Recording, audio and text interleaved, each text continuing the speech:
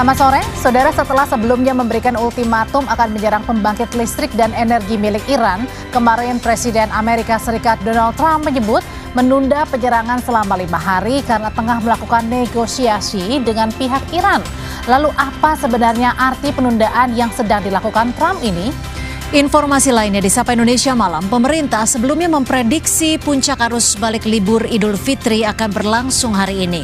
Pemantauan sejumlah titik juga sudah menunjukkan adanya pergerakan arus balik. Bagaimana dengan situasinya sore hari ini?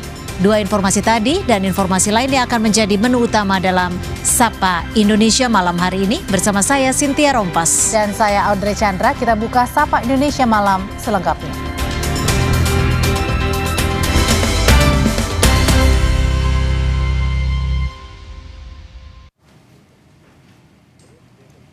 Saudara, Garda Revolusi Iran meluncurkan serangan gelombang ke-76 yang menargetkan pangkalan militer Amerika Serikat dan infrastruktur Israel dengan drone dan rudal.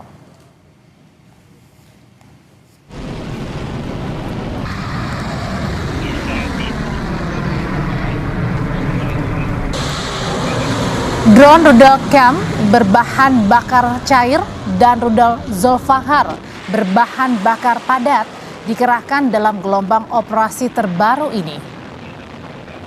Di antara lokasi utama yang menjadi sasaran adalah Pangkalan Udara Al-Dhafra di Uni Emirat Arab, Pangkalan Victory di Irak, dan Armada kelima Angkatan Laut Amerika Serikat di Bahrain. Rudal mengincar infrastruktur militer di Askalan Tel Aviv, Haifa, dan daerah lainnya di wilayah Palestina yang diduduki Israel.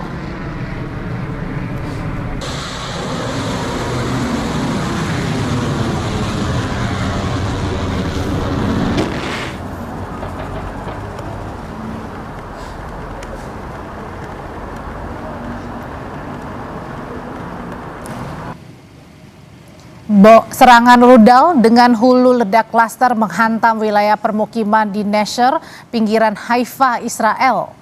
Rekaman video menunjukkan bagaimana bangunan 2 lantai yang rusak ini dengan dinding di lantai atas hancur total dan puing-puing berserakan di lokasi. Militer Israel telah mengidentifikasi rudal yang ditembakkan dari Iran ke arah Israel Utara.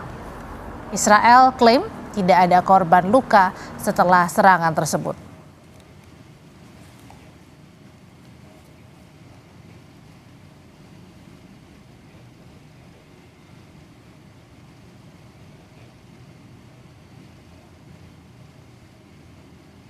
Iran memamerkan kekuatan militer dengan merilis video sejumlah rudal milik militer Iran yang disimpan di dalam pangkalan bawah tanah. Militer Iran menyebut pangkalan ini mampu menampung rudal dan peralatan pertahanan, termasuk rudal varian terbaru milik Iran, Sayat-3.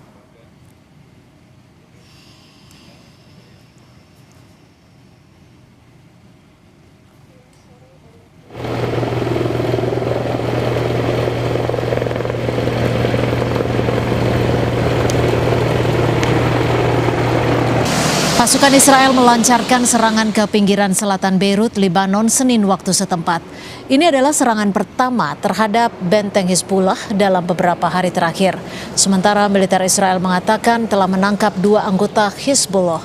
Militer Israel juga mengumumkan bahwa mereka menyerang infrastruktur Hizbullah di Beirut setelah sebelumnya meminta warga untuk meninggalkan wilayah pinggiran selatan.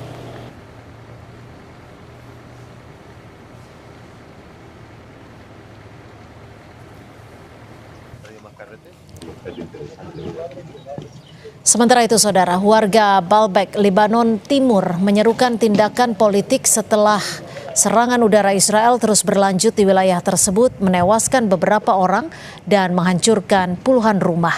Rumah sipil hancur, aktivitas warga terganggu karena pemadaman listrik, dan rumah sakit kewalahan menangani korban serangan.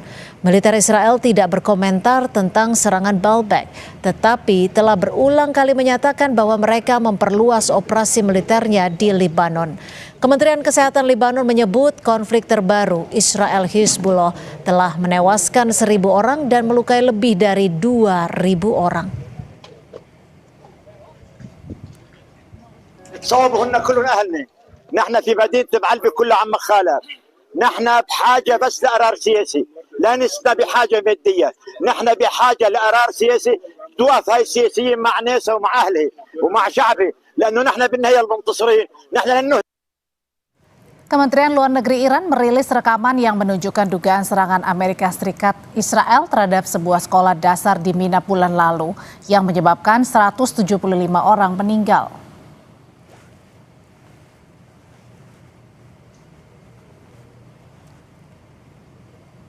Rekaman ini diambil pada 28 Februari lalu menunjukkan serangan udara menghantam sekolah dasar Putri Sajarat Taiba di Iran Selatan serta beberapa lokasi di dekatnya.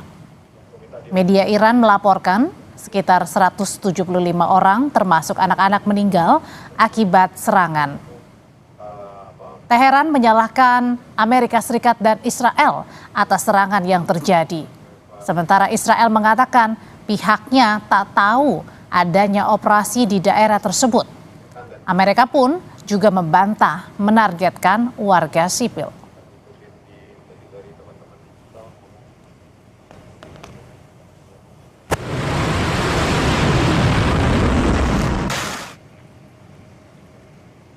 Iran membantah keras pernyataan Presiden Amerika Serikat Donald Trump yang menyebut adanya pembicaraan negosiasi antara Washington dan Teheran.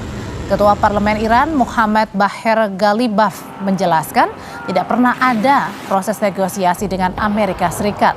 Ia bahkan menyebut klaim tersebut adalah berita palsu yang diduga bertujuan memengaruhi pasar keuangan dan harga minyak global. Ghalibaf juga menambahkan rakyat Iran justru menuntut respons tegas terhadap pihak yang dianggap sebagai agresor. Ia tekankan seluruh pejabat Iran tetap solid dukung kepemimpinan tertinggi negara.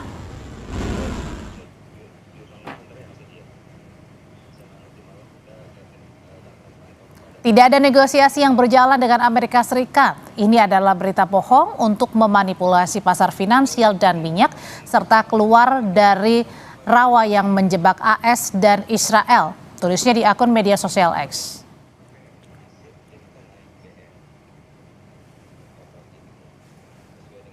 Sebelumnya Presiden Amerika Serikat Donald Trump menyatakan telah menunda serangan terhadap infrastruktur energi Iran selama 5 hari. Ia klaim langkah tersebut diambil karena dialog dengan Teheran dalam 2 hari terakhir berlangsung sangat baik dan produktif.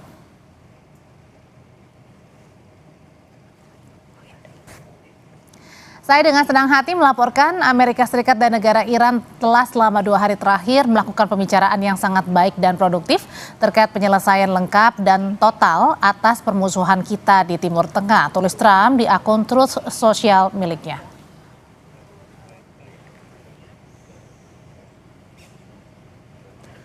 Saudara, usai memberikan ultimatum akan menyerang pembangkit listrik dan energi Iran, Trump akhirnya menunda rencana itu dan menyatakan tengah melakukan negosiasi.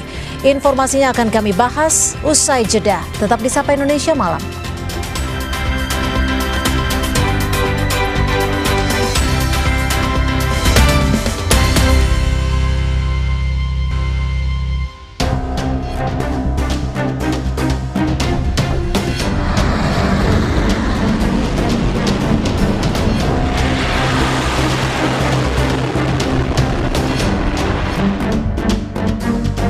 Some point very soon meet.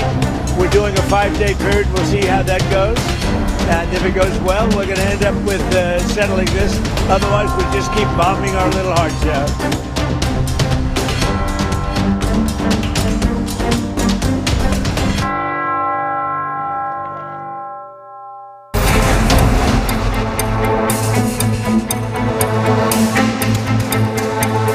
Presiden Donald Trump mengklaim bahwa pembicaraan dengan Iran sedang berlangsung, meskipun bukan dengan petinggi Iran. Donald Trump sebelumnya dalam akun media sosial Truth sempat menyatakan pembicaraan negosiasi tengah dilakukan dan selama 5 hari telah memerintahkan tentaranya untuk tidak menyerang Iran. We have had very strong talks. We'll see where they lead. We have major points of agreement. I would say almost all points of agreement. Perhaps that hasn't been conveyed. The communication, as you know, has been blown to pieces. They're unable to talk to each other. But we've had very strong talks. Mr. Witkoff and Mr. Kushner had them. They went, I would say, perfectly. I would say that if they carry through with that, it'll end that problem, that conflict, and I think it'll end it very, very substantially. We have very much in mind our partners in the Middle East. We've had great relationships with a lot of them, as you know. A lot of them were surprisingly hit, and I was surprised to see it, and so was everyone else. But we have, they're very much in mind in the discussions. Bertolak belakang dengan Trump, Iran membantah keras pernyataan negosiasi tersebut. Ketua Parlemen Iran, Mohammad Bagher Ghalibaf, menegaskan tidak pernah ada proses negosiasi dengan Amerika Serikat. Ia menambahkan bahwa klaim Trump merupakan berita palsu yang bertujuan untuk memengaruhi pasar keuangan dan harga minyak global. Tidak ada negosiasi yang berjalan dengan Amerika Serikat. Ini adalah berita bohong untuk memanipulasi pasar finansial dan minyak, serta keluar dari rawa yang menjebak AS dan Israel. Tulisnya di akun media sosial X. Pengamat Timur Tengah dari Universitas Pajajaran Dina Sulaiman menyatakan, klaim sepihak yang dilakukan Trump menandakan posisi Amerika Serikat yang terhimpit masalah finansial.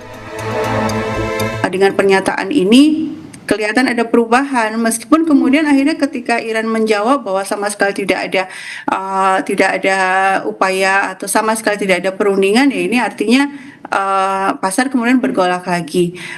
Saya pikir memang Trump dalam keadaan betul-betul terjepit ya dari sisi ekonomi, karena banyak sekali yang dirugikan dari perang ini.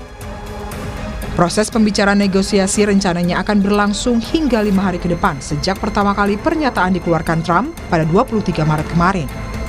Apakah klaim sepihak dari Trump ini merupakan sinyal untuk menghentikan perang atau justru sebaliknya?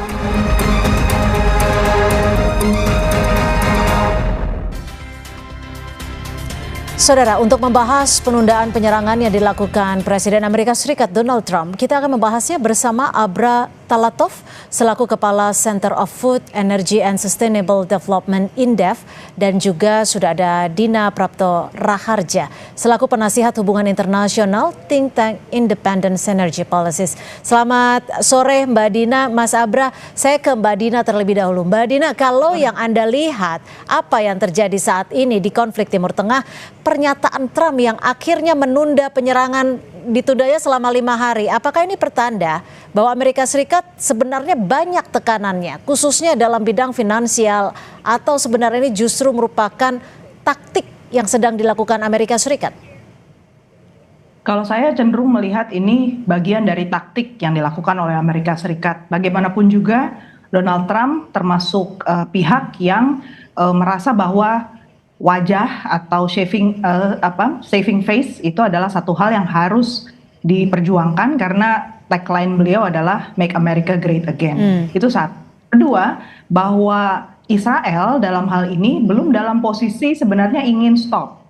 Jadi kalau saya melihat tren dari yang dilakukan oleh Amerika Serikat itu tidak diimbangi dengan apa yang dilakukan oleh Israel. Israel masih dalam posisi, bahkan kelompok oposisinya pun full di belakang Netanyahu untuk menghancurkan ya, membinasakan rezim Iran. Yang ketiga, kalau dilihat dari negara-negara Teluk, perkembangan yang terakhir menunjukkan bahwa negara-negara Teluk, terutama Saudi Arabia, itu dalam posisi yang sekarang sudah mulai berpikir bahwa lebih baik mendukung Amerika Serikat, karena bagaimanapun juga Iran adalah kekuatan yang mendestabilisasi kawasan, dan kita tahu berpuluh tahun Iran dan Saudi Arabia itu juga dua pihak yang sulit dipertemukan, sehingga Saudi sudah berpikir untuk mulai mengengage Pakistan yang merupakan nuclear power. Jadi menurut saya pendekatan yang dilakukan oleh Trump juga kepada Eropa itu menunjukkan bahwa masih belum, sebenarnya tensinya itu belum turun, belum ada kemungkinan untuk exit. Kalau dari Mas Abra sendiri seperti apa perspektifnya? Sebenarnya sebesar apa tekanan yang diterima Amerika Serikat? Khususnya kalau kita bicara soal finansial dari konflik yang terjadi kali ini. Sehingga Trump ultimatumnya dijeda selama 5 hari dan juga penyerangan ini yang sebelumnya menjadi ancaman terhadap Iran. Iya, Mbak Cynthia, saya melihat dari konteks geoekonomi dunia, ya Amerika ini memang sedang menghadapi situasi yang dilematis. Di satu sisi, ya keinginan untuk melumpuhkan Iran ini ternyata tidak berhasil. Justru perlawanan lebih keras dilakukan Iran dan ancaman dari Iran tidak kalah lebih membahayakan bagi kepentingan Amerika dan negara-negara aliansi di Timur Tengah karena setiap kerusakan yang ditimbulkan oleh Israel dan Amerika ke fasilitas energi, infrastruktur energi di Iran itu langsung dibalas dengan juga merusak berbagai infrastruktur energi di berbagai kawasan sehingga Amerika menghadapi tekanan juga dari negara-negara aliansinya termasuk khususnya dari Uni Eropa. Bahkan Uni Eropa juga karena sudah mengalami desakan kenaikan harga gas alam, kemudian juga harga minyak mentah, juga sedang mencari alternatif bagaimana bisa menjajaki kerjasama dengan Rusia yang notabene merupakan rival politiknya mereka gitu. Jadi memang ini terjadi anomali dan di internal negaranya sendiri Amerika ya pemerintahan Trump juga menghadapi tekanan dari rakyatnya di mana harga BBM di sana mengalami lonjakan yang cukup drastis sehingga mau tidak mau nih harus ada cara untuk bisa melakukan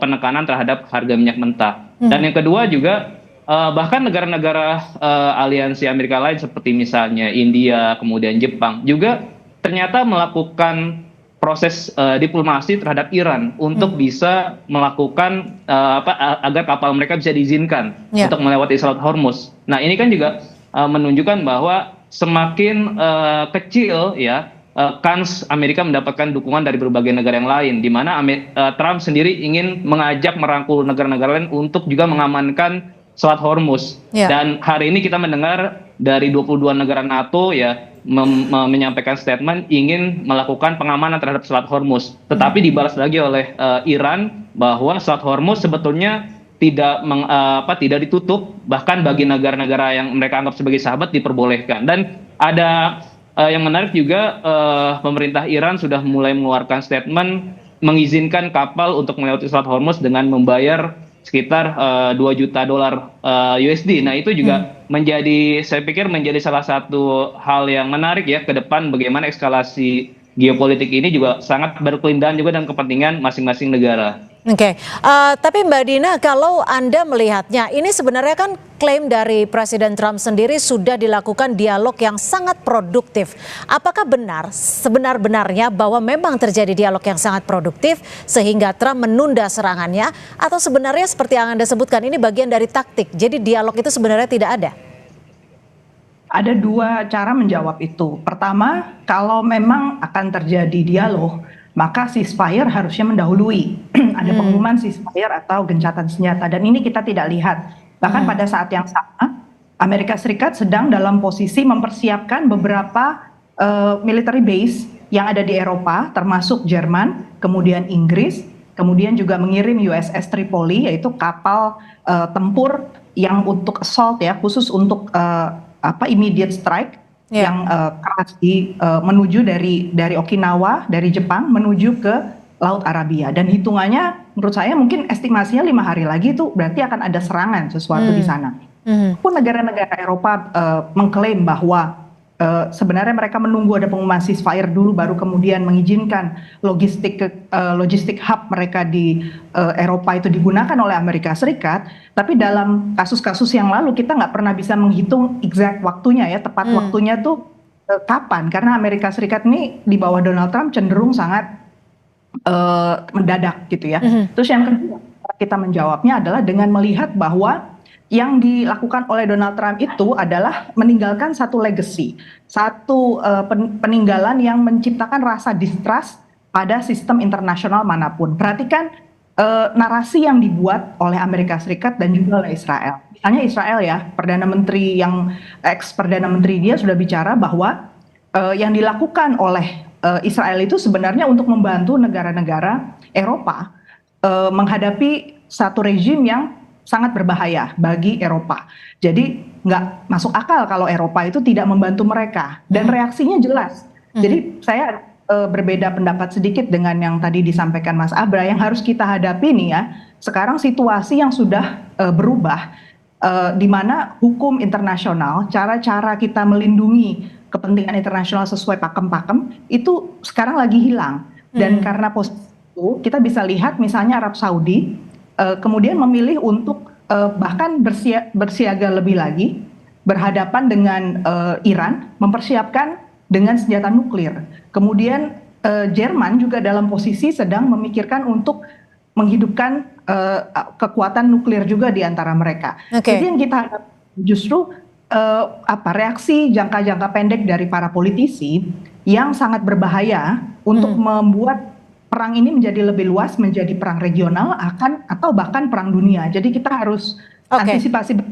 Tapi gini Mbak Dina, kalau Presiden Trump ini kan secara spesifik menyebutkan jeda waktu 5 hari. Sebenarnya 5 hari ini apakah persiapan Amerika Serikat dan Israel untuk masuk ke tahap selanjutnya, atau memang betul dialog produktif ini dilakukan untuk menunda selama 5 hari?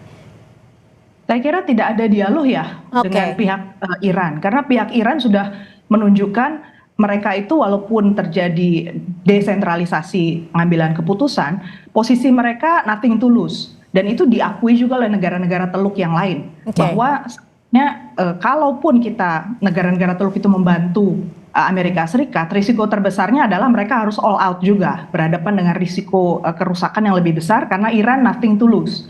Dan Amerika Serikat kalau dia sudah mengumumkan ya, kemarin kan juga mengumumkan 22 negara dari lintas kawasan itu siap membantu dia untuk mengamankan Hormuz. Itu kan juga bisa dikatakan pernyataan yang sangat provokatif yang membuat Iran harus siap untuk di bumi hanguskan. Nah itu yang menurut saya satu strategi yang harus kita antisipasi betul.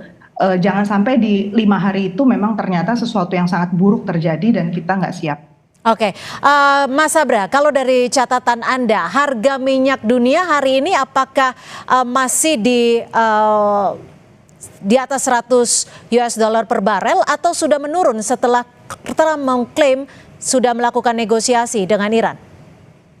Iya, kemarin sebetulnya pasca statement Trump itu harga minyak dunia sempat anjlok 13%, menyentuh ke level 98 dolar per barrel. Tetapi hari ini mulai sedikit merangkak ke level 103 dolar per barrel. Jadi memang volatilitas harga minyak mentah saat ini lebih banyak dipengaruhi oleh sentimen pasar.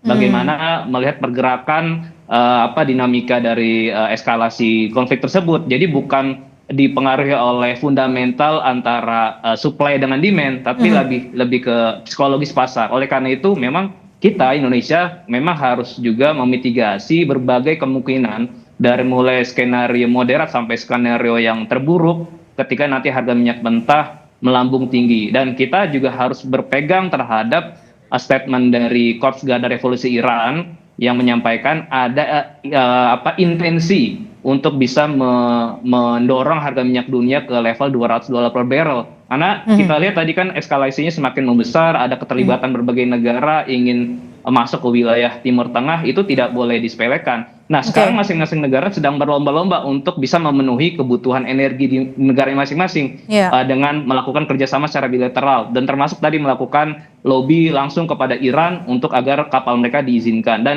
Indonesia kelihatannya memang saat ini kita cukup terlena dengan adanya libur Lebaran. Kita belum melihat secara agresif bagaimana kesiapan dari pemerintah dalam mengantisipasi nanti adanya gangguan pasokan, kemudian juga ketika terjadi lonjakan harga minyak. Sekarang masih diskusinya mengenai apakah harga BBM akan naik atau tidak, tapi belum bicara dalam case terburuk ketika BBM benar-benar langka gitu, Mbak. Tapi gini Mas Abra, ketika kita bicara ada durasi waktu 5 hari yang disebut oleh Presiden Amerika Serikat Donald Trump, apakah ini nanti akan mempengaruhi harga minyak dunia? Apakah akan kembali ke harga yang bisa dikatakan cukup stabil, atau sebenarnya tidak akan mempengaruhi apapun? Karena seperti yang disebut Mbak Dina tadi, bahwa sebenarnya mungkin tidak ada dialog produktif yang diklaim Trump.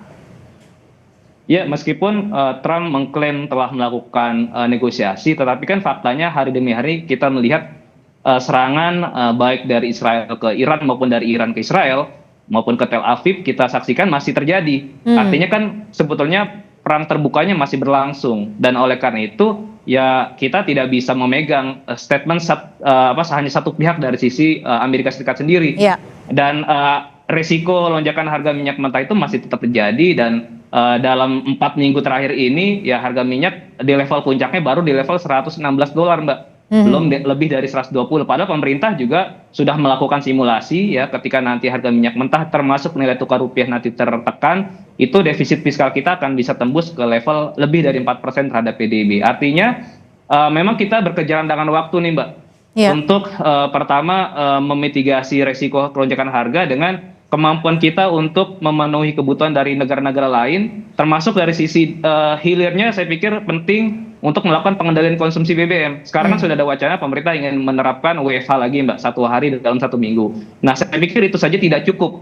Itu lebih sifatnya simbolis, memberikan sinyal ke masyarakat bahwa kita sudah dalam situasi yang kritis. Negara-negara lain tuh sudah mengalami kelangkaan BBM maupun LPG, adanya pembatasan dan sebagainya. Kita terlihat belum memang masih stabil gitu, Mbak, karena belum ada gangguan berarti. Tapi kan bukan tidak mungkin nanti di bulan April ketika terjadi koreksi harga BBM yang non subsidi, itu ada resiko terjadi shifting konsumen BBM non subsidi ke BBM subsidi, dan lagi-lagi fiskal kita tetap ada limitasi. Meskipun pemerintah sudah komitmen defisit tidak akan lebih dari 3%, tapi resiko terhadap lonjakan konsumsi BBM subsidi itu masih sangat besar sekali, Mbak. Mbak Dina, kalau Anda melihat dari apa yang terjadi saat ini, keputusan Amerika Serikat, keputusan Israel, sebenarnya bagaimana koordinasi antara kedua negara ini, Amerika Serikat dan Israel, bagaimana komunikasinya? Yang kita ketahui adalah bahwa Amerika Serikat pengambilan keputusannya lebih banyak dikelilingi oleh lobbyis Israel ketimbang oleh para pengambil keputusan yang sifatnya institusional di Amerika Serikat. Itu sebabnya pihak-pihak di Amerika Serikat, khususnya orang-orang partai, orang kongres, itu merasa sebenarnya putus asa juga ya menembus jalur komunikasi yang efektif gitu untuk mengurangi lah tensi yang ada. Dan mungkin sedikit tambahan ya, Amerika Serikat itu tahu juga sih bahwa permainan eskalasi ini sangat buruk risikonya untuk energi mereka di dalam negeri sendiri. Itu sebabnya mereka memainkan dengan cara mengayun juga. Yang dilakukan oleh mereka itu adalah mulai mengisolasi beberapa kapal-kapal tanker dan merilis juga LPG dari Rusia, dan itu dijual ke pasar lewat para intermediate gitu ya, jadi para penjual pihak ketiga yang tidak mengatasnamakan negara Amerika Serikat tapi menawarkan LPG dan minyak ini kepada negara-negara produsen yang punya refinery besar seperti India. Dan di situ yang diminta dari pihak ketiga tersebut adalah untuk menggunakan dolar. Jadi kembali berarti kita lihat ada strategi juga di bidang ekonomi yang dilakukan oleh Amerika Serikat. Pertama, untuk membuat harga minyak itu mengayun bisa turun sebelum eskalasi lagi naik gitu. Kemudian kedua, dolar tetap meraja. Dan sejumlah pihak di Timur Tengah sudah melakukan perhitungan bahwa kalau ternyata lebih banyak lagi pihak eksternal seperti Cina dan Rusia yang mengumumkan terlibat misalnya, atau negara-negara non kawasan Timur Tengah yang terlibat, maka harga minyak bisa menembus lebih dari $220 per barrel. Jadi yang harus diantisipasi di sini adalah karena proses perang ini sifatnya itu bertahap sekali ya, kita nggak bisa lihat yang linear gitu. Itu yang harus kita antisipasi.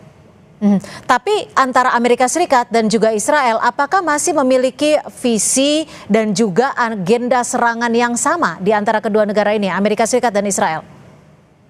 Menurut saya nggak ada yang sama sih sebenarnya dari awal, kecuali bahwa Iran itu dianggap oleh Israel sebagai musuh besar yang harus disingkirkan dan harus dibuat kosong pemerintahannya, karena Israel dengan Zionisme kanannya dia itu ingin agar seluruh wilayah di sekitar mereka itu tidak stabil dan kosong kekuasaannya. Dengan demikian dia bisa menguasai dan masuk ke wilayah-wilayah tersebut. Jadi ini memperkuat kesan bahwa Greater Israel atau Israel Raya yang diinginkan oleh Israel itu terbentuk. Sementara Amerika Serikat prinsipnya itu ingin membantu Israel aja sambil mengubah tatanan global yang tadi kaitannya sama dolar, kaitan sama Make America Great Again. Ada irisan sih, cuman tipis sebenarnya, karena ketika ditelusuri lebih jauh yang dimaui oleh Israel itu jelas nggak cocok sama Amerika, karena kalau Amerika kan harusnya ada limit ya, kita menciptakan destabilitas. Sementara karena negara-negara mitra Amerika Serikat di Timur Tengah juga banyak gitu. Sementara kalau Israel kan yang dia pikir kalau bisa Saudi Arabia pun minggir itu. Jadi kita bisa bayangkan ya, Saudi Arabia, Mesir itu di petanya Israel sebenarnya harus juga lemah. Jadi di situ yang menurut saya nggak ada pertemuan kepentingan antara Amerika Serikat dan Israel. Oke, lalu sebenarnya seberapa besar pengaruh geopolitik ini sengaja digunakan sebagai alat kontrol khususnya untuk inflasi energi global? Kita masih akan membahasnya selepas jeda. Tetap bersama kami di Sapa Indonesia Malam.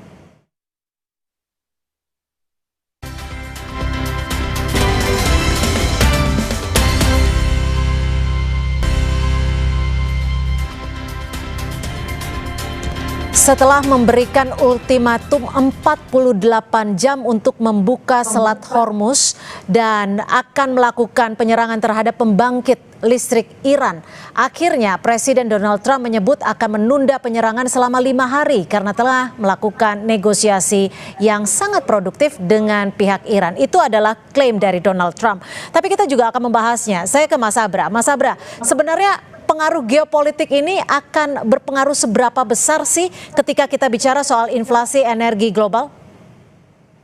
Iya Mbak Cindy, memang gangguan pasokan energi ini juga pastinya akan bisa menyulut terjadinya disrupsi terhadap produksi di sektor pangan. Karena kita tahu di Selat Hormuz itu merupakan aliran urea global mencapai 50%. Kemudian juga ekspor amonia 30% melalui Selat Hormuz. Jadi memang sektor pertanian di seluruh negara di dunia sangat bergantung ya terhadap produksi pupuk, bahan baku pupuk dari Timur Tengah. Jadi sudah pasti negara-negara yang sangat bergantung terhadap kebutuhan pangannya yaitu akan mengalami tekanan. Dan Indonesia sendiri karena kita tahu untuk pupuk kita juga masih sangat bergantung dari Timur Tengah, dari luar, juga tidak boleh dilupakan kita akan mengalami dual shock, yaitu tekanan harga energi dan juga lonjakan harga pangan dunia. Dan artinya Anda ingin juga mencatat bahwa sebenarnya Indonesia akan berpengaruh dengan apa yang terjadi di Timur Tengah saat ini?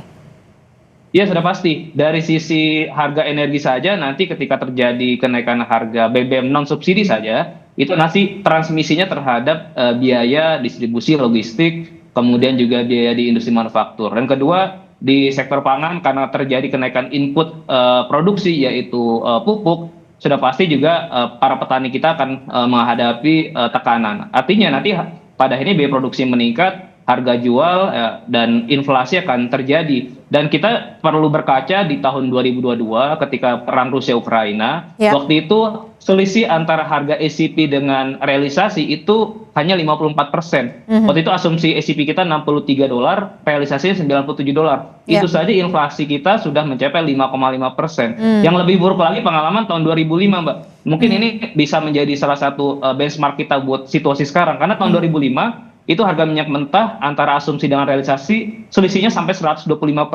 Itu inflasinya double digit 17%. Kalau dugaan Anda seberapa buruk inflasi di Indonesia jika ini terus berlanjut perang di Timur Tengah? Iya, inflasi ini sangat bergantung pertama dari sisi bagaimana pemerintah bisa menjaga harga BBM dan juga LPG subsidi. Nah, apakah memang nanti 100% akan ditambah subsidi dan kompensasinya atau akan dilakukan penyesuaian tetapi secara gradual. Tahun 2022 itu kenaikannya 30%. Nah, sekarang kita harus bisa realistis. APBN kita tidak mungkin sanggup menanggung seluruhnya. Pasti akan ada kenaikan harga, Mbak. Oke, baik. Saya kembali ke Mbak Dina. Mbak Dina, kalau kita tahu saat ini USS Gerald R. Ford sudah ditarik, kapal induk Amerika Serikat ini ditarik dari Timur Tengah. Apakah ini artinya memang sudah ada indikasi perdamaian atau memang sebenarnya yang disebut di informasi bahwa hanya deploy saja untuk mengisi prajurit-prajurit, makan dan lain sebagainya? Ya, kembali kita harus bisa melihat Amerika Serikat dengan lebih utuh, tidak hanya dari satu sudut dan satu narasi. Kelompok lain di Amerika Serikat yang juga menjadi lobbyist itu adalah kelompok yang bergerak dan merasa bahwa yang menjadi ancaman besar itu adalah Rusia. Yang kedua yang merasa bahwa ancaman besarnya itu datang dari China. Dan Amerika Serikat sendiri merasa bahwa pihak-pihak Iran, kemudian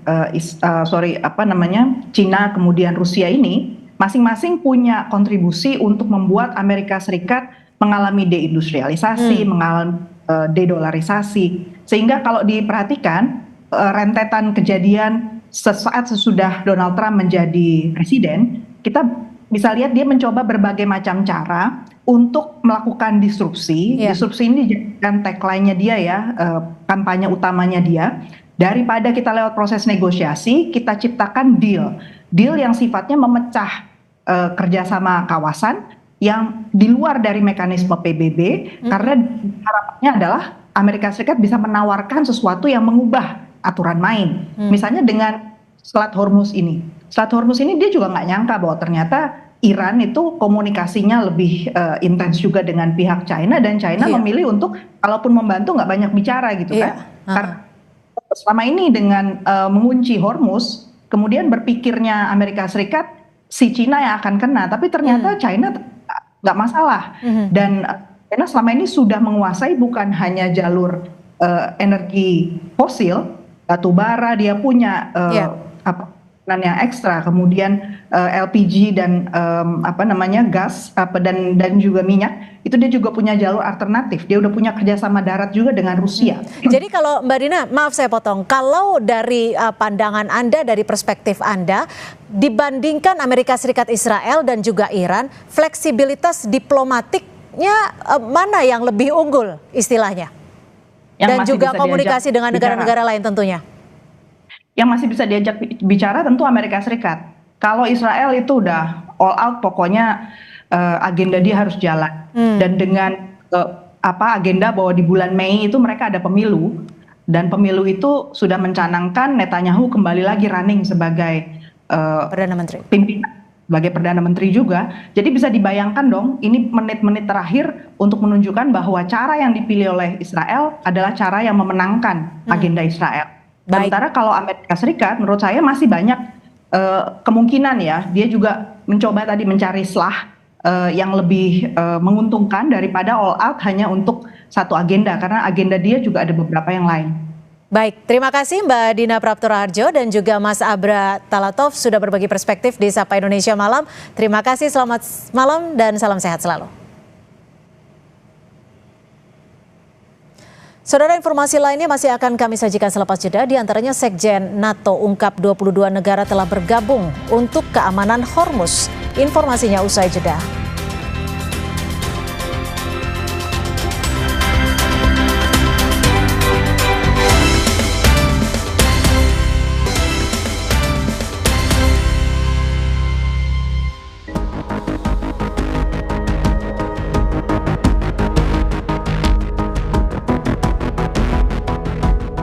Making sure that the Strait of Hormuz is free, is opening up as soon as that is possible.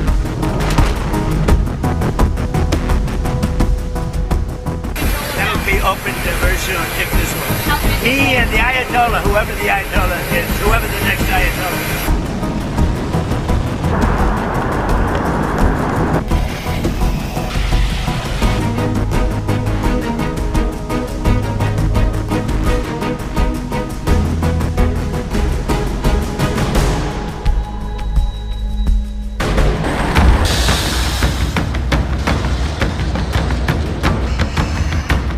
Hampir 4 pekan, perang Iran dengan Amerika Serikat dibantu Israel belum menunjukkan tanda mereda.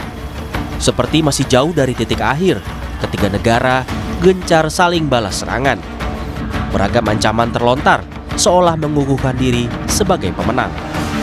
Tetapi ketika ancaman perang merembet ke Selat Hormuz, dunia tentu tak bisa tinggal diam. Krisis energi bisa jadi ancaman bagi banyak negara. Setelah situasi kian runyam dan berlarut, sebanyak 22 negara, sebagian besar anggota Pakta Pertahanan Atlantik Utara atau NATO, telah bergabung dalam koordinasi intensif untuk merancang langkah keamanan di Selat Hormuz. Sebelumnya, Trump menuding kredibilitas NATO tergerus karena aliansi militer tersebut dinilai lamban membantu Amerika Serikat dalam membuka blokade di Selat Hormuz. The good news here is that since Thursday, a group of 22 countries, most of them from NATO, but also Japan, Korea, Australia, New Zealand, the UAE and Bahrain, most of the other countries from NATO, coming together to implement his vision of making sure that the Strait of Hormuz is free, is opening up as soon as that is possible. Sebelumnya pada Sabtu lalu, Presiden Amerika Serikat Donald Trump mengultimatum keras Iran terkait penutupan Selat Hormuz, jalur vital energi dunia. Trump menuntut Iran membuka kembali Selat Hormuz dalam waktu 48 jam. Jika Iran tak patuh, Trump mengancam menyerang fasilitas pembangkit listrik mereka. Jika Iran tidak sepenuhnya membuka tanpa ancaman Selat Hormuz dalam waktu 48 jam, sejak saat ini, Amerika Serikat akan menyerang dan menghancurkan berbagai pembangkit listrik mereka, mulai dari yang paling terbesar terlebih dahulu, tulis Trump di akun Truth sosial miliknya. Tetapi Iran tak gentar. Negara itu balik mengancam, jika Amerika berani menyerang fasilitas energinya, Teheran akan menutup Selat Hormuz secara total. تهدید کرده است که اگر ایران تنگه هرمز را باز نکند نیروگاه‌های ایران را هدف قرار خواهد داد. بارها گفته ایم که تنگه هرمز فقط روی دشمن و ترددهای با ضرر بسته است و هنوز به طور کامل بسته نشده است و تحت کنترل هوشمند ماست. Menurut analis strategi militer Agung Sasongkojati, ancaman Trump yang disertai jangka waktu terdengar mencurigakan. Terlebih, Agung menilai posisi militer Iran sedikit di atas angin terkait Selat Hormuz. Ultimatum 48 jam ini mencurigakan karena sebelumnya, beberapa jam sebelumnya, Trump mengatakan akan deeskalasi. Pasti ada sesuatu yang terjadi. Dan kebetulan dari informasi yang saya dapat itu memang ada kejadian, ada pesawat yang jatuh meskipun ini belum bisa diklarifikasi, nggak ada di berita, yaitu pesawat F-35 jatuh di Irak, namun tidak bisa diklarifikasi. Dan ini 48 jam itu adalah waktu untuk pencarian, sehingga kalau bisa berita teralihkan ke berita Trump selalu dengan 48 jam itu berarti kan perhatian semua media ke sini, tidak ada yang menyentuh ke arah sedang terjadi pencarian besar-besaran Israel di Irak. Ancaman daripada Amerika apakah membuka Selat Hormuz? Tidak. Tapi ancaman Iran menutup Selat Hormuz ya, berarti artinya Iran yang lebih memiliki power daripada Amerika. Sekarang Iran yang berada di atas angin, istilah bahasa Indonesianya. Itu karena apa? Dia megang ini. Jadi yang satu mengancam, merengek, membujuk, nakut-nakutin. Tapi yang satu, ya, kamu terserah kamu, saya akan balas kamu, macam-macam saya balas kamu. Artinya siapa? Dari situ kita tahu bahwa yang punya di atas angin sekarang adalah Iran. Itu dari militer, bukan karena saya pro Iran atau pro Amerika, tidak. Dari kacamata siapapun, kalau kita netral, kita tahu bahwa Iran sekarang berada di atas angin. Sementara pengamat Timur Tengah Zulfan Lindan menilai, keberanian Iran membalas ancaman Trump bukan sekedar kata-kata. Iran dianggapnya sudah mempersiapkan diri selama 40 tahun untuk menghadapi perang ini. Mereka bukan percaya mereka menang, ini kan. Kalau orang hanya percaya menang, itu kan masih ragu-ragu. Ini yakin menang. Itu masalahnya. Kenapa? Tadi sudah disampaikan, dukungan rakyat, semangat, kemudian 40 tahun mereka sudah diberikan sanksi, sudah dipojokkan. Jadi mereka 40 tahun mempersiapkan diri perang ini, bukan setahun 2 tahun. Jadi kalau mereka punya drone, punya misil, punya macam-macam, itu 40 tahun persiapannya. Jadi ancaman Trump menurut saya dianggap enteng aja sama mereka. Dan bahkan kalau Trump ini berani masuk, inilah kehancuran Amerika. Dia harus tahu, nggak main-main ini. Karena seluruh kekuatan Iran, dia tahu betul. Senjata Selat Hormuz ini bukan hanya bicara perang senjata, tapi ini mengganggu ekonomi global. Selat Hormuz sudah terganggu sejak Amerika dan Israel melancarkan serangan ke Iran pada 28 Februari lalu. Selat Hormuz menjadi jalur sempit yang mengalirkan sekitar 1/5 pasokan minyak dan gas dunia. Menurut pengamat intelijen dan keamanan UI Stanislaus Rianta, Intervensi NATO dibutuhkan di Selat Hormuz, tetapi bukan untuk menurunkan kekuatan militer dan berpihak pada satu sisi. Saya melihat bahwa Iran itu sebenarnya menunggu ada pasukan darat datang ke Iran, kemudian ada peperangan di Selat Hormuz. Karena apa? Mereka menyiapkan itu. Mereka punya senjata bawah laut, mereka punya drone bawah laut, mereka sudah menyiapkan ranjau-ranjau di laut. Ini negara-negara lain yang ikut masuk ke sana pasti akan berpikir juga. Jadi Iran saya kira sangat siap menghadapi ini. NATO seharusnya menengahi itu, menjaga Selat Hormuz supaya ekonomi tetap berjalan, tetap berjalan, dan perang tidak terjadi. Saya kira NATO akan di situ. Tapi kalau NATO justru akan membantu Amerika untuk mengalahkan Iran, ini menjadi bencana dunia, saya kira. Saya kira intervensinya bukan membela Amerika kemudian menyerang Iran, tetapi untuk menjaga Selat Hormuz tetap bisa digunakan seperti sebelumnya, jadi jalur perdagangan supaya ekonomi dunia tetap berjalan. Jadi kepentingan NATO sebenarnya di situ saya lihat, bukan untuk membela Amerika untuk mengalahkan Iran. Dalam wawancara Senin kemarin, Presiden AS Donald Trump mengklaim saat ini sedang berlangsung pembicaraan dengan Iran soal penghentian perang. Saat ditanya soal Hormuz, Trump bilang selat itu akan segera dibuka. That'll be opened very soon if this works. How soon? And who is in control of it? Will Iran still be able to control the flow of oil? Be jointly controlled. By who? Maybe me. You want the United States to be in Me control? and the Ayatollah, whoever the Ayatollah is, whoever the next Ayatollah. Look, and there'll also be a form of a very serious form of a regime change. Di sisi lain, Sekutu Amerika Serikat Israel kini mengajak komunitas internasional bergabung dengan mereka melawan Iran. Menurut Perdana Menteri Israel Benjamin Netanyahu, serangan rudal serta penutupan Selat Hormuz bukti Iran adalah ancaman bagi dunia. Netanyahu mengklaim Presiden Trump tahu persis apa yang dia lakukan. Israel and the United States are working together for the entire world. And it's time to see the leaders of the rest of the countries join up. I'm happy to say that I can see some of them beginning to move in that direction, but more is needed. President Trump's call to have the international community confront this terrorist fanatic regime of zealots, that is a call not only for the security of America and the security of Israel, it's for the security of the entire world. And it's time for them to act. Pernyataan Israel dan Amerika Serikat tidak sedikit pun menurunkan amarah Iran. Garda Revolusi Iran kembali meluncurkan serangan gelombang ke-76 yang menargetkan pangkalan militer Amerika Serikat dan infrastruktur Israel dengan drone dan rudal.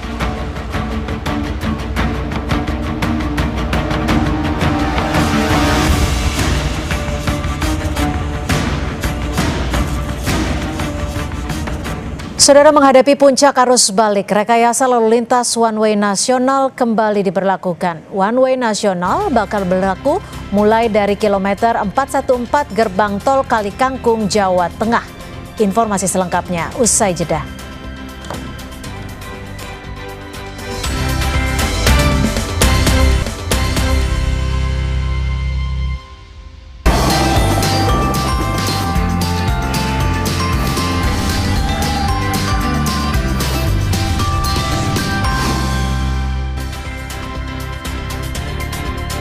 Menghadapi puncak arus balik, rekayasa lalu lintas one way nasional kembali diberlakukan. One way nasional bakal berlaku mulai dari kilometer 414 gerbang tol Kalikangkung, Jawa Tengah hingga kilometer 70 tol Cikatama, Jawa Barat. Kapolri Jenderal Listio Sigit Prabowo Saudara mengibarkan bendera pemberlakuan one way nasional dari gerbang tol Kalikangkung Selasa siang. One way nasional diberlakukan karena puncak arus balik diprediksi terjadi hari ini hingga 25 Maret dan 28 hingga 29 Maret. Jalan tol satu arah berlaku mulai dari kilometer 414 gerbang tol Kalikangkung hingga ke kilometer 70 tol Cikatama untuk mengurangi kepadatan di tol selama musim arus balik.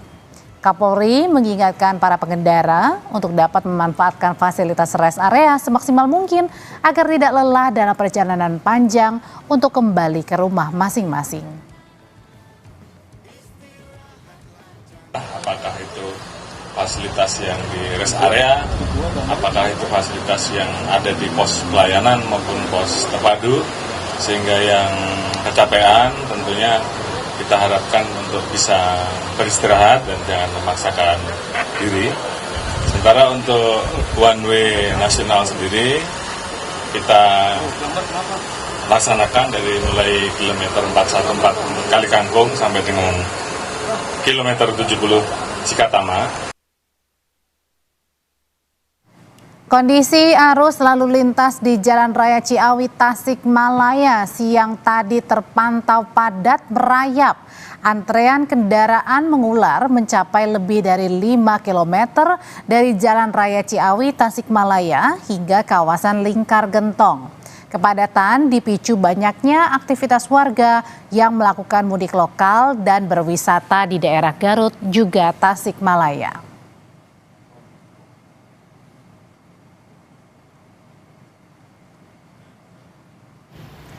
Keadaan yang serupa juga terjadi di jalur arteri Karawang, Jawa Barat, terpantau padat.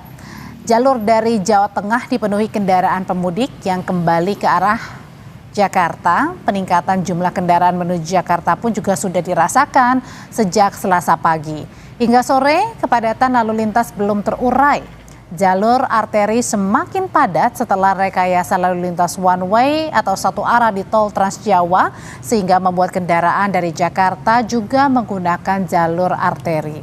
Mengantisipasi kemacetan di jalur arteri, sejumlah upaya dilakukan polisi mulai dari menutup persimpangan menjadi satu arah, memecah arah kendaraan yang datang dari tol Cikampek melalui gerbang tol Cikampek dan gerbang tol Kaliurip, serta menempatkan sejumlah personil di titik penyebab macet jalur arteri.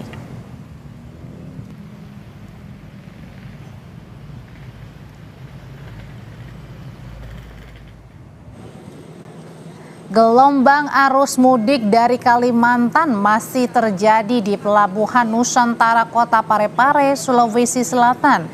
Di sini banyak pemudik yang baru saja tiba 3 hari pasca Lebaran karena baru mendapatkan tiket. KM Prince Soya misalnya membawa sebanyak 1.000 lebih pemudik dari Samarinda, Kalimantan Timur. Para pemudik mengaku memilih pulang kampung baru hari ini karena baru mendapatkan tiket kapal.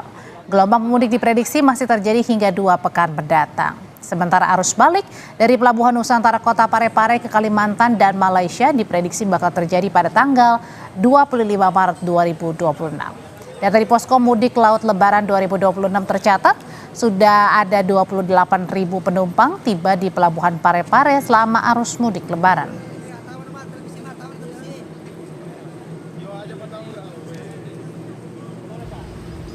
Dari Parepare kita bergeser ke Banyuwangi. Arus balik dari Jawa ke Bali juga sudah mulai terlihat sejak Selasa pagi di Pelabuhan Ketapang. Arus balik masih didominasi kendaraan roda 2 atau motor. Para pemudik memilih kembali lebih awal menghindari puncak arus balik yang diprediksi terjadi pada hari Kamis tanggal 28 hingga nanti tanggal 29 Maret 2026 atau hari Minggu. Tidak hanya sepeda motor, antrean kendaraan roda 4 atau mobil juga terlihat di area pelabuhan. Data Posko Pelabuhan Ketapang tercatat sekitar 3.700 kendaraan menyeberang dari Jawa ke Bali. Jumlah ini meningkat 37% dibandingkan periode yang sama tahun lalu.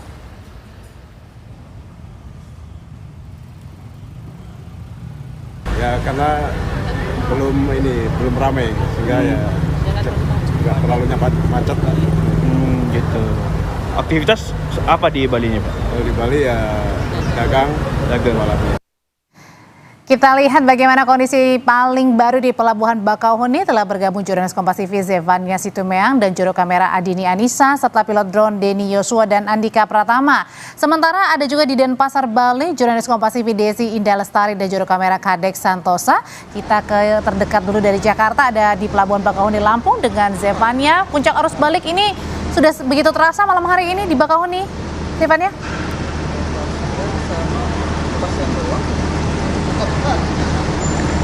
Ya sangat terasa, Audrey, dibandingkan dengan hari kemarin. Kalau kita lihat di hari ini sejak pagi hari tadi, ini sejumlah kendaraan sudah mulai meramaikan Pelabuhan Bakauheni, yang artinya puncak arus balik gelombang pertama ini sudah mulai terlihat di Pelabuhan Bakauheni Lampung. Terlihat kalau melihat bagaimana jumlah penumpang perseorangan misalnya ini yang sudah berangkat ke Pulau Jawa, ini dari data yang kami terima hingga siang hari tadi, ini ada sebanyak 39.000 penumpang perseorangan kurang lebih yang sudah berangkat ke Pulau Jawa, dan juga untuk kendaraan total dari kendaraan roda 2, roda 4 hingga angkutan berat ini ada sebanyak 9.500 kendaraan ini sudah menyeberang ke Pulau Jawa. Itu baru hingga siang tadi. Ini kami masih menunggu data hingga malam hari ini sudah berapa ribu kendaraan lagi ini yang kemudian sudah menyeberang ke Pulau Jawa. Dan juga melihat bagaimana tadi dari konferensi pers yang disampaikan oleh Direktur Utama PT ASDP Indonesia Ferry, Heru Widodo, baru saja tadi menyampaikan bahwa ternyata masih ada sekitar 756.000 penumpang lagi ini yang masih akan hendak menyeberang ke Pulau Jawa, dan juga ada sebanyak 202.000 kendaraan ini yang masih menunggu untuk bisa menyeberang ke Pulau Jawa. Jadi memang kalau puncak arus balik sendiri ini diprediksi ada 2 gelombang, Audrey. Gelombang pertama di tanggal 24 hingga 25 Maret, lalu gelombang kedua ini diperkirakan tanggal 28 hingga 29 Maret 2026. Sementara itu untuk lonjakan sendiri ini mulai terasa memang sejak malam hari kemarin, terlihat sudah mulai ramai, sejumlah kendaraan memadati sejumlah kantung parkir yang terlihat ini mulai cukup penuh, baik itu di dermaga 1 maupun dermaga 7 Pelabuhan Bakauheni ini. Dan juga melihat hari ini sendiri ada sebanyak 44.000 reservasi untuk perjalanan penyeberangan dari Pulau Sumatera ke Pulau Jawa. Sementara itu dari PT ASDP ini sudah menyiapkan sejumlah antisipasi, Audrey, seperti misalnya penerapan sistem single tarif ticketing. Ini sudah mulai diberlakukan sejak hari kemarin, yang dimana sejumlah para penumpang ini bisa membeli tiket di harga flat atau harga terendah, yang artinya ini tujuannya untuk mengurai kepadatan yang ada. Jadi penumpang tidak ada penumpukan di satu dermaga saja, ini semua disebar karena tidak ada kategori tiket lagi, semua bisa terurai masuk dari dermaga manapun. Kemudian juga skema kedua ini yang hendak diterapkan, ini adalah skema TBB atau skema tiba bongkar berangkat. Jadi ketika kapal dari Pelabuhan Merak misalnya sudah bersandar di Pelabuhan Bakauheni, ini kemudian akan membongkar isi kapal seperti roll off kendaraan begitu dan juga penumpang. Dan untuk penumpang yang hendak menyeberang ke Pulau Jawa lagi ini menggunakan kapal yang berbeda. Jadi ketika kapal bersandar sudah mengeluarkan penumpang dan kendaraan, ini kapalnya harus langsung berangkat dan berbeda begitu ya untuk kapal yang akan tiba dan juga berangkat. Selain itu juga koordinasi terus dilakukan dengan Polda Lampung, tentunya ini juga berkaitan dengan bagaimana pengaturan arus kendaraan di jalur arteri. Karena kalau penumpukan sudah terjadi di Pelabuhan Bakauheni, Audrey, ini biasanya kepadatan sudah mulai terlihat dari jalur arteri. Sehingga nantinya penerapan seperti delaying system dan juga buffer zone ini kemudian akan dilakukan. Seperti misalnya buffer zone ini sudah dipersiapkan di kilometer 20 hingga kilometer 49 begitu, yang dimana di buffer zone itu nanti juga akan dilakukan filtering kendaraan untuk menempelkan stiker-stiker untuk melihat mana saja kendaraan ini kira-kira yang sudah memiliki tiket dan juga mana kendaraan ini yang masih belum memiliki tiket, karena ini juga sangat berpengaruh untuk bagaimana antisipasi yang dilakukan begitu untuk mengurai kepadatan yang ada. Kemudian selain itu, delaying system ini juga sudah dipersiapkan oleh Polda Lampung yang tentunya ini juga terus berkoordinasi dengan PT ASDP untuk melihat kepadatan yang terjadi. Selain itu juga, Audrey, untuk kapal yang sudah disiapkan, ini ada sebanyak 68 kapal ini sudah siap untuk dioperasikan oleh PT ASDP, di mana 31 kapal diantaranya ini sudah dioperasikan dan ada sebanyak 37 kapal ini sudah siap untuk disiagakan apabila diperlukan. Audrey, kembali ke studio. Sangat terlihat jelas ya dari drone begitu terjadi peningkatan malam hari ini untuk puncak arus balik di Bakauheni Lampung. Lalu bagaimana di Denpasar Bali?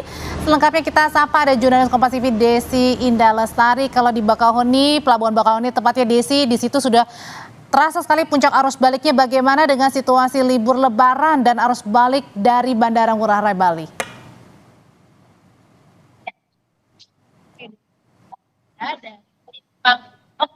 Dan pasti dapat pengalaman karena ada Lebaran masih dapat rasa wisata, di mana wisatawan domestik masih menikmati berlibur dan berwisata tempat-tempat wisata di kawasan Denpasar dan Bali ini masih tampak ada kepadatan. Dan untuk malam ini di simpang 4 Sanur Denpasar ini lalu lintas ramai lancar, di mana simpang 4 Sanur Denpasar ini merupakan jalan menuju ke Nusa Dua, menuju ke pusat kota Denpasar dan juga Pelabuhan Sanur. Kepadatan terjadi pada pukul 16 hingga pukul 17 WITA, Audrey. Puncak kepadatan di lalu lintas ini. Sementara untuk H+2 di bandara, kami juga memantau pergerakan dari Bandara Internasional Ngurah Rai. Tercatat di posko bandara itu ada 595.000 pergerakan penumpang selama 10 hari, yakni dari tanggal 12 hingga 22 Maret dengan total 3.623 pergerakan pesawat, Audrey. Itu terjadi pada arus mudik lalu, di mana 3 rute besar domestik tercatat itu berasal dari Tangerang, dari CGK, Surabaya, dan Lombok Praya. Sementara untuk bandara internasional itu menuju Singapura, Kuala Lumpur, dan Perth, Australia. Itu untuk bandara internasional Ngurah Rai Bali. Sementara di terminal Mengui Badung itu tercatat 2.600 penumpang mudik, dan puncak arus balik diperkirakan akan terjadi pada 24 hingga 26 2026 atau 2 hari ini, Audrey. Itu akan terjadi peningkatan puncak arus yang diprediksi baik dari bandara maupun dari terminal, Audrey. Puncak arus balik memang sudah terasa di beberapa tempat, termasuk di Denpasar, Bali, tepatnya di Bandara Ngurah Rai dan juga di Pelabuhan Bakauheni, Lampung. Terima kasih kawan-kawan untuk laporannya, Desi dan Zevania. Saudara, sebanyak 21.000 tiket dengan tarif promo disiapkan untuk 18 perjalanan kereta kelas eksekutif dari Daob 8 Surabaya. Selengkapnya kami kembali.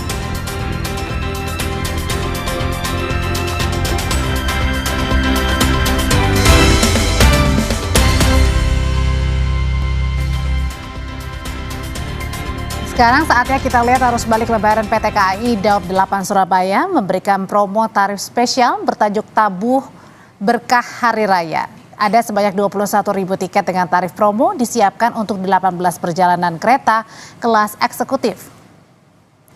PT KAI Daob 8 Surabaya memberikan tarif promo untuk kereta eksekutif dengan keberangkatan mulai dari tanggal 22 hingga 30 Maret nanti.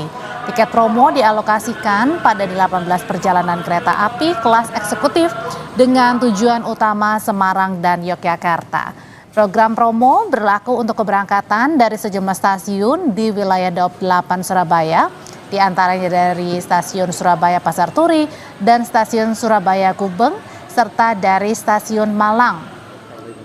Tarif promo kereta eksekutif dari stasiun Surabaya Gubeng ke Yogyakarta ini mulai dari Rp350.000. Relasi Surabaya Pasar Turi ke Semarang tarifnya mulai dari Rp320.000, sedangkan relasi stasiun Malang ke Yogyakarta tarifnya mulai Rp445.000.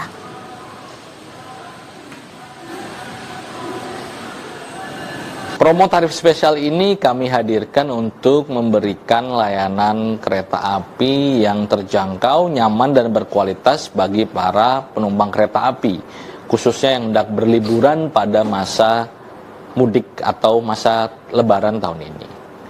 Diharapkan dengan tarif promo tersebut, para penumpang kereta api maupun masyarakat yang memang hendak bepergian dapat memanfaatkan moda transportasi kereta api yang lebih aman, nyaman, dan tepat waktu. Sementara pemudik terus berdatangan melalui stasiun Pasar Senen, Jakarta. Sejumlah penumpang yang baru tiba langsung bergegas meninggalkan stasiun untuk bersiap kembali beraktivitas setelah sudah menempuh perjalanan dari kampung halaman. Mereka datang dari berbagai daerah memanfaatkan sisa masa libur lebaran untuk kembali ke Jakarta. Kereta api masih menjadi pilihan utama bagi warga karena dinilai lebih nyaman dan terhindar dari kemacetan di jalur darat.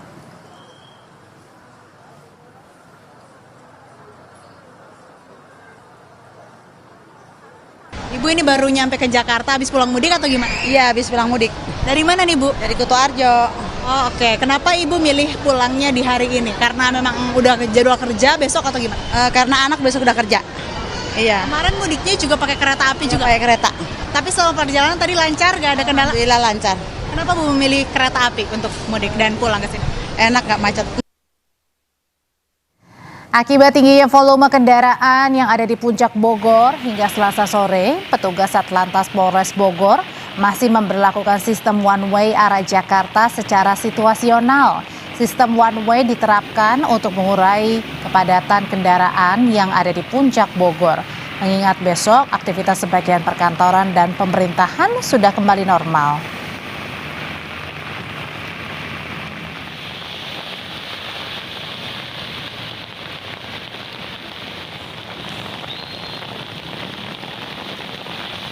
Situasi lalu lintas di Tol Cikampek Utama kita perbarui informasinya malam hari ini. Lebih lengkap bersama jurnalis Kompas TV Renata Panggalo dan juru kamera Bimo Wicaksono.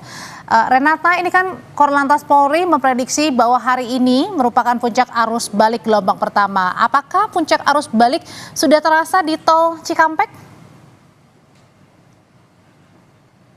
Ya, Audrey, kalau yang bisa saya gambarkan situasinya di gerbang tol Cikampek Utama dari data Jasa Marga ini mencatat di pukul 6 saja ini sudah ada 57.000 kendaraan yang mengarah ke Jakarta. Tidak selisih 1 jam, Audrey dan juga saudara, saya catat di pukul 18.50 kendaraan yang mengarah ke Jakarta ini sudah sampai 61.000 lebih kendaraan. Jadi sudah cukup banyak ya selisihnya dari yang tidak kurang dari sejam hingga sekarang ini sudah cukup banyak. Dan kalau saya lihat di gerbang tol Cikatama ini memang sudah terlihat kepadatan, dan untuk mengurai kepadatan ini dari Jasa Marga sudah mengaktifkan sebanyak 22 gardu tol dan secara situasional bisa ditambah menjadi 26 gardu yang mengarah ke Jakarta untuk mengantisipasi kemacetan. Selain itu juga Jasa Marga menyiapkan sebanyak 19 mobile reader untuk turut membantu di gerbang tol Cikampek Utama. Lebih lengkap mengenai situasi terkini di gerbang tol Cikampek Utama langsung saja kita pantau dari udara. Pilot drone Bondan Wicaksono dan Ricky Sultana akan memperlihatkan kepada Anda situasi terkini. Jadi memang kalau di gerbang tol Cikampek Utama ini sudah terlihat padat, yang dimana kendaraan yang mengarah dari timur Pulau Jawa ini sudah kembali berdatangan, Audrey dan juga saudara, mengarah ke Jakarta.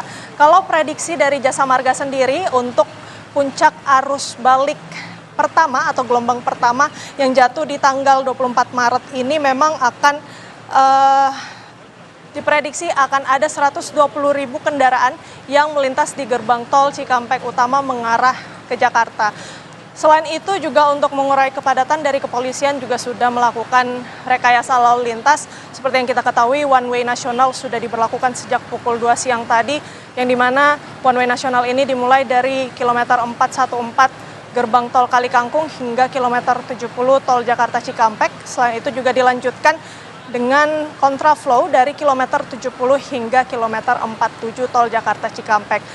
Dan ada beberapa titik, Audrey dan juga saudara, yang patut diperhatikan oleh pemudik yang akan balik, yang dimana kalau dari catatan kami per pukul 6 sore, itu ada kilometer 66 sampai kilometer 64, kemudian kilometer 63 sampai kilometer 62, dan juga kilometer 55 sampai kilometer 52. Ini semuanya yang mengarah ke Jakarta, jadi para pemudik harus berhati-hati, bisa terus memantau juga CCTV dari aplikasi Jasa Marga. Termasuk juga rest area, Audrey dan juga saudara, yang dimana ini juga menjadi perhatian khusus untuk para pemudik yang ingin beristirahat. Karena kalau di tol Jakarta Cikampek sebenarnya ada 2 rest area yang mengarah ke Jakarta ini, ada yang ditutup, ada yang mengalami sistem buka tutup. Yang dilakukan penutupan sementara per pukul 6 tadi itu ada rest area kilometer 52 arah Jakarta, kemudian ada rest area Dawan kilometer 62 arah Jakarta, ini diberlakukan sistem buka tutup, sehingga para pemudik yang akan melintas atau hendak berhenti di sana mungkin bisa mencari alternatif lain, Audrey dan juga saudara, yang dimana kalau rest area lain yang kemungkinan juga bisa tersedia itu di kilometer 42B dan juga kilometer 19B. Dan untuk mengetahui begitu ya ketersediaan kantong parkir juga bisa selalu diupdate di aplikasi Jasa Marga, karena dari aplikasi itu juga bisa kelihatan apakah masih tersedia kantong parkir untuk para pemudik untuk singgah di sana. Dan kalau kita lihat juga dari Jasa Marga ini, selain tentunya menyiagakan gardu tol, kemudian juga menyarankan begitu ya untuk memanfaatkan diskon tarif tol yang nantinya akan berlaku di tanggal 26 hingga 27 Maret. Mulai pukul 00 di tanggal 26 sampai dengan pukul 12 malam di tanggal 27 Maret. Diskonnya sebesar 30%. Tentunya ini juga menjadi kesempatan yang tidak boleh dilewatkan karena selain untuk menghindari kemacetan juga bisa mendapatkan perjalanan yang lebih murah tentunya. Dan yang menjadi titik fokus juga kalau di gerbang tol Cikampek Utama itulah antrean. Selain karena memang banyaknya kendaraan yang ingin melintas, tentunya dari para pemudik ini juga bisa melakukan antisipasi dengan memastikan saldo uang elektroniknya cukup sehingga tidak terjadi kepadatan yang berkepanjangan di gerbang tol. Audrey. Tadi kan pemberlakuan one way sudah diberlakukan sejak hampir pukul 2:30 siang ya. Artinya kemungkinan para pengendara ini baru tiba malam hari dan terbukti saat ini kita saksikan bersama padat sekali ya di gerbang tol Cikatama. Nah, pertanyaannya bagaimana atau langkah-langkah apa yang disiapkan oleh para petugas melihat para pengendara ini mungkin saja sudah kelelahan setelah menempuh perjalanan panjang dan baru sampai di sekitar tempat Anda melaporkan di daerah gerbang tol Cikatama ini sudah malam hari. Iya, sementara memang untuk kepadatan di gerbang tol Cikampek Utama sudah dilakukan sejumlah antisipasi. Audrey dan juga saudara, seperti yang saya sudah sampaikan, gardu tol ini sudah disiagakan sebanyak 26, yang dioperasikan kini 22. Ini tentunya dilakukan secara situasional melihat kepadatan lalu lintas. Apabila terlalu padat antreannya, ini akan dibuka sebanyak 26 gardu yang mengarah ke Jakarta. Namun memang untuk sekarang situasinya untuk rekayasa lalu lintas memang masih one way nasional, yang dimana dimulai dari kilometer 414 sampai kilometer 70 tol Jakarta Cikampek. Dan untuk mendukung sistem one way tersebut, dari Jasa Marga juga memberlakukan kontraflow dari kilometer 70 hingga kilometer 47. Dan ada kemungkinan juga apabila dibutuhkan kilometer maksud kami kontraflow ini bisa diberlakukan sampai kilometer 36, Audrey dan juga saudara. Dan lajurnya juga bisa ditambah. Jadi ini akan dilakukan secara situasional melihat dari data yang nantinya akan terus diperbarui oleh Jasa Marga. Audrey. Iya, juga sudah disiapkan kontraflow jika memang kepadatan tidak bisa lagi terurai ya meskipun sudah dilakukan one way. Dan yang terutama bagi para pengendara adalah siapkan untuk kartu e-tolnya ini saldonya cukup begitu. Terima kasih laporannya jurnalis Kompas TV Renata Panggalo melaporkan.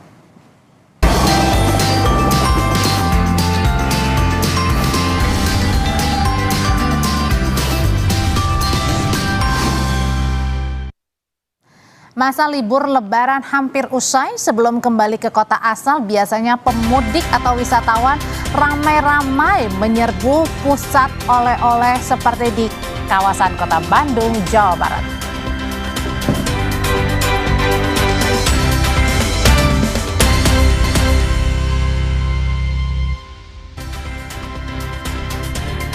Terima kasih Anda masih bersama kami di Sapa Indonesia Malam. Saudara, kendaraan rombongan pemudik alami kecelakaan di Majalengka, Jawa Barat, Senin malam.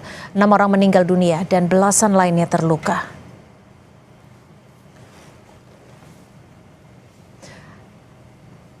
Kendaraan Elf Mikrobus dengan nomor polisi Z7012CN yang membawa 21 penumpang mengalami kecelakaan tunggal di Jalan Raya Panjalu Cikijing di Desa Manis, Kecamatan Cigambul.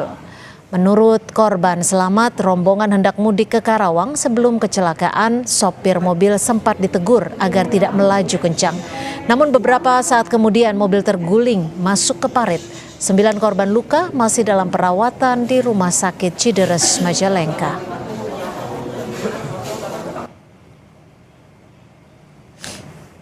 Untuk yang korban selamat, dari 6 orang itu 3 diantaranya direncanakan untuk operasi. Semua korban masih ada di sini. Nah, untuk informasi terbaru tadi di jam 1:30 ada korban lagi, ada 4 orang.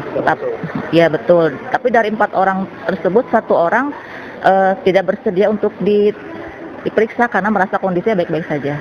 Jadi total sementara yang masuk ke kita 9 orang korban selamat, 3 orang korban meninggal. Sementara diduga akibat sopir mengantuk, sebuah mobil bak terbuka yang mengangkut wisatawan asal kota Tasikmalaya mengalami kecelakaan tunggal di Jalan Nasional Pangandaran, Banjar.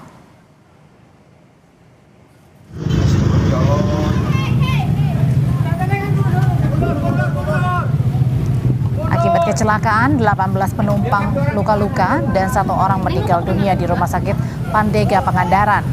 Dugaan sementara sopir mengantuk saat melintasi jalur nasional sepulang libur lebaran di Pantai Pangandaran. Seluruh korban langsung dievakuasi warga dan petugas ke fasilitas kesehatan terdekat untuk mendapatkan penanganan medis.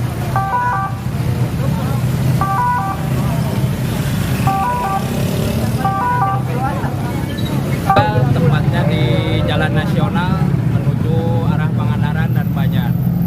Diduga supir mengantuk, terjadi oleng.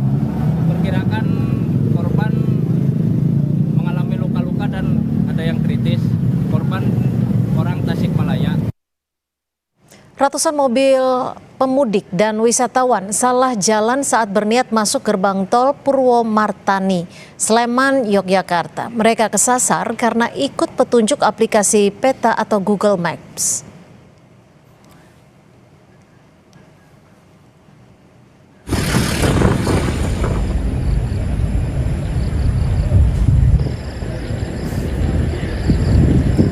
Pemudik dan wisatawan yang mengendarai mobil pribadi ini sedianya hendak melewati tol melalui pintu masuk Purwomartani. Namun mereka justru kesasar setelah mengikuti petunjuk Google Maps yang memberikan jalan alternatif akibat penumpukan kendaraan di ruas arteri Jogja-Solo. Warga setempat sigap membantu dengan sukarela mengarahkan para pemobil kesasar ini menuju arah pintu tol Purwomartani. Bisa Pak. Lurus ya apa selama ada udah mepet apa? Ya, lurus. Ikut map ya tadi ya? Ya. Oh, mau ke arah mana, Mas? Mau ke Sleman aja sih, Mas. Oh, Sleman. Ya. Mudik atau liburan? Liburan. Oh, liburan. Ya. Oh, Ya baru kali ini. Baru kali ini tak liatin tadi pada lihat map. Mungkin kan pintu tolnya yang ini gerbangnya. Jadi masuk ke lewat selokan itu tadi. Selokan Mataram. Menggunakan aplikasi Google Map. Jadi diarahkan menuju jalan-jalan kecil yang mengakibatkan juga sedikit kepadatan. Untuk masuk ke gerbang tol sendiri, kami sudah memasang rambu-rambu penunjuk arah jalan tol. Momen libur lebaran dimanfaatkan warga untuk berwisata. Candi Prambanan di Sleman ramai dikunjungi wisatawan. Selain wisata sejarah, pengelola juga menyiapkan sejumlah hiburan. Candi Prambanan salah satu destinasi favorit wisatawan di masa libur lebaran. Selain mengunjungi situs candi, wisatawan juga bisa menikmati berbagai hiburan seperti arena bermain anak, pagelaran seni budaya, dan pasar jajanan tradisional khas kawasan Prambanan. Di penghujung libur lebaran, pengelola menargetkan pengunjung bisa mencapai angka 18.000 orang.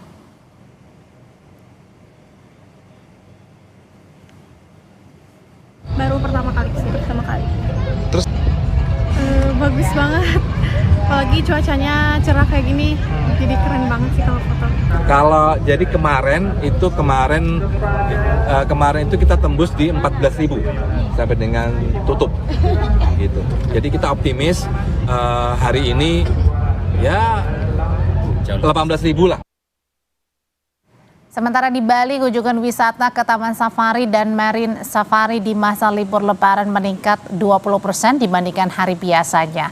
Mencapai 2.500 pengunjung dalam sehari. Berbagai atraksi menjadi daya tarik pengunjung, mulai dari pertunjukan tarian, edukasi satwa, hingga interaksi langsung dengan hewan.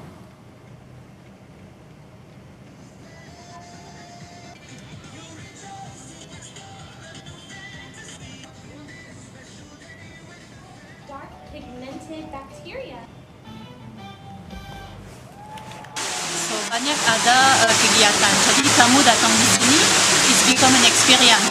Jadi terutama mereka bisa lihat satwa, ya ada safari journey. Yang kedua mereka kan bisa belajar sesuatu tentang animal. Terus yang ketiga mereka juga bisa interaksi sama satwa. Jadi feeding, touching the animals, and then encounter with the animal. Berarti lebih dekat dengan satwanya. Saudara, masa libur lebaran hampir usai. Sebelum kembali ke kota asal, pemudik atau wisatawan ramai menyerbu pusat oleh-oleh. Arus balik Lebaran dimulai hari ini. Sejumlah sentra oleh-oleh dipadati pengunjung, seperti yang terlihat di kawasan Insinyur Haji Juanda, Kota Bandung, Jawa Barat. Pemudik atau wisatawan berburu panganan tradisional atau kue-kue kering untuk kerabat dan keluarga terkasih.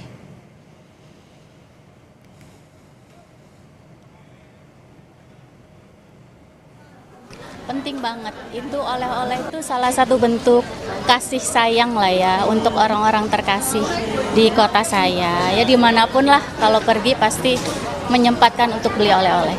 Buat tante, om, sepupu-sepupu.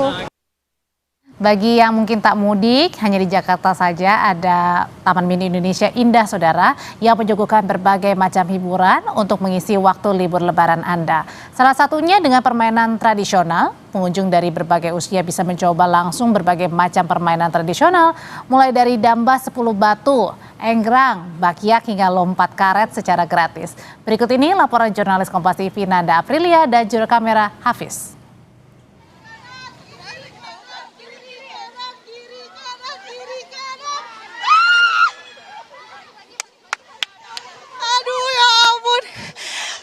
Seru banget saudara. Emang agak sedikit kompetitif di sini ya. Ini saya kalah sama tim yang satu. Saya habis main bakyak di sini. Saya mau tanya, halo Mbak, saya kalah nih sama tim berbaju biru. Sekarang lagi main di sini, emang seneng main permainan tradisional? Iya. Flashback aja sih sebenarnya permainan waktu kecil, karena kan sekarang mah jarang banget ya, anak-anak kecil sekarang mah jarang banget main-main kayak gini gitu kan, kebanyakan main gadget. Jadi kebetulan di sini ada, jadi seru-seruan aja bareng keluarga gitu, sekalian flashback. Nah ini baru satu saudara permainan yang ada di sini. Memang Taman Mini Indonesia ini itu menyediakan satu lapangan full yang isinya adalah permainan tradisional. Seperti halnya di belakang saya ini ada enggrang. Ya, memang sedikit susah gitu ya kalau untuk saya pribadi. Di sini ada karet. Nah, di sini juga ada petugas yang memang disiagakan untuk bisa membantu para pengunjung yang memang ingin mencoba. Saya mau tanya, tadi saya udah wawancara pengunjung. Saya mau tanya sama petugas yang berjaga di sini, ada permainan apa aja dan yang jadi favorit apa aja. Halo Mas. Mas, Nanda, kita malah belum kenalan tadi. Nanda, Kompas TV. Mas siapa Mas? Saya Bagas Distiawan dari Komite Permainan Rakyat dan Olahraga Tradisional Indonesia. Nah, ini gimana berarti lihat antusias dari para pengunjung yang main di sini? Wah, antusiasnya ramai banget sih Kak, karena mereka di sini bukan sekedar bermain, tapi mereka nostalgia akan permainan yang dulu pernah mereka mainin. Bahkan yang nostalgia itu bukan anak-anaknya aja, tapi orang tuanya juga. Gitu ya? Iya. Kelihatan tadi ada sepasang suami istri yang begitu semangat main karet. Wah iya. Mereka sampai pada jatuh-jatuh tuh tadi Kak. Iya, kayak wah mereka di sini ngerasa mereka di rumahnya nggak ada, mereka kesini selagi memainkannya ada, kita sambil melestarikan permainan tradisional juga di sini Kak. Jadi begitu saudara, bisa menjadi referensi Anda sebenarnya, walaupun memang hari ini permainan tradisional ini merupakan hari terakhir di Taman Mini, tapi tidak usah khawatir karena masih banyak permainan yang disuguhkan di sini dan juga tempat-tempat yang mengedukasi juga tentunya untuk Anda dan juga keluarga. Gimana? Apakah sudah kepikiran mau liburan kemana? Mengisi akhir waktu liburan Anda mau kemana? Taman Mini bisa menjadi solusinya. Saya Nanda Aprilia dan juru kamera Hafiz, Kompas TV melaporkan dari Jakarta. Saudara, pesawat militer Kolombia jatuh saat lepas landas dari Puerto Leguizamo di wilayah perbatasan dengan Peru. 66 orang tewas dalam insiden ini. Informasinya usai jeda.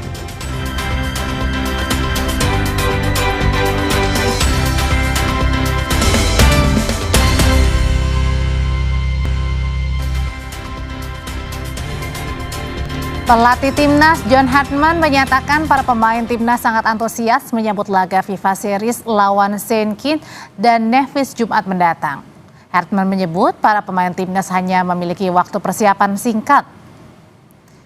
Dalam beberapa hari, mereka fokus berlatih taktik dan strategi. Soal calon lawan, pelatih asal Inggris ini melihat Saint Kitts dan Nevis merupakan tim yang tangguh.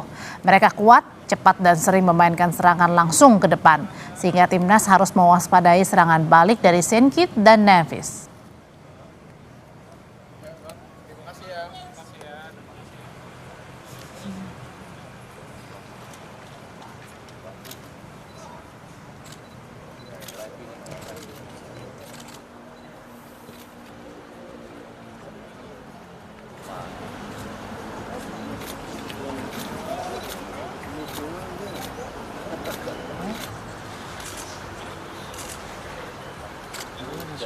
2-day window. It's tight. We have to work tactically very quickly. We've met the leadership group many times before coming here today. Players are receiving information before they come into camp about the systems, the tactics. Before we come to training, we're in the basketball hall at GBK working through our tactics and strategies. So I played against St. Kitts and Nevis in 2019 in St. Kitts and Nevis. It was tough, very tough. Canada won 1-0. But they are a similar team, similar players, different coach, new coach. So we don't know what to expect. The analysis tells us they have a profile of transisi, power, pace, very direct. So we have to be ready for the counter-attack. Our players will be ready for that. But because of a new coach, we have to focus on us, our Timnas identity, a new identity. So that's where our focus will be, but we'll always be thinking of transisi. Saudara, pesawat militer Kolombia jatuh saat lepas landas dari Puerto Leguizamo di wilayah perbatasan dengan Peru. 66 orang tewas dalam insiden ini. Pesawat angkut Hercules C-130 tersebut membawa 128 orang termasuk 11 anggota Angkatan Udara Kolombia, 115 personel Angkatan Darat, dan 2 petugas kepolisian. Tim penyelamat mengevakuasi puluhan korban selamat ke rumah sakit. Sementara 4 orang lainnya masih dinyatakan hilang. Lokasi kecelakaan sulit dijangkau karena berada di daerah terpencil di perbatasan dengan Peru sehingga sempat menghambat upaya penyelamatan korban.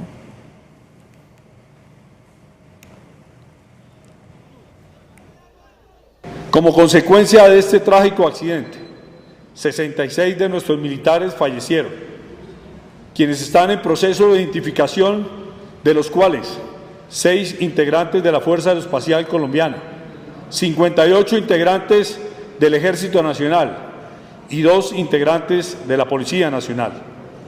Al momento están pendientes 4 de nuestros militares por ubicar. Komisi Pemberantasan Korupsi KPK, Saudara, hari ini kembali menahan mantan Menteri Agama Yakut Kholil Qomas di rutan KPK. Pemberian kebijakan tahanan rumah kepada Yakut menuai kritikan. Yakut tiba di KPK sekitar pukul 10:32 menggunakan mobil tahanan. Sebelum masuk ke ruang pemeriksaan, Yakut sempat mengucap syukur karena selama menjadi tahanan rumah, ia sempat bertemu dengan sang ibu di Hari Raya Idul Fitri. Saat dikonfirmasi terkait pengajuan pengalihan penahanan, Yakut mengakui hal tersebut berasal dari pihaknya. Alhamdulillah, saya bisa sungkem ke ibu saya. Berarti itu permintaan jatuh. Terima kasih sudah menyaksikan Sapa Indonesia Malam. Kami pamit, saya Audrey Chandra. Dan saya Cynthia Rompas. Selamat malam, sampai jumpa.